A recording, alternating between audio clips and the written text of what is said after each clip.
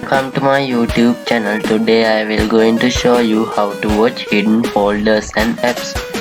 Then I going to hidden this app folder. Right click on it and go to properties and click on hidden. Then click OK. Then this folder has hidden. To watch this folder, go to control panel and go to file explore options.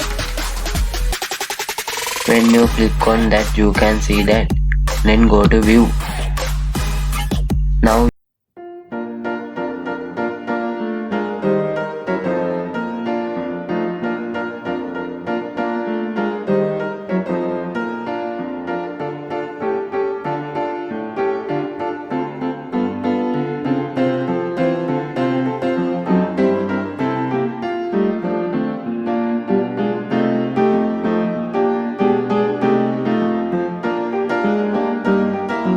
subscribe my YouTube channel and click the bell icon.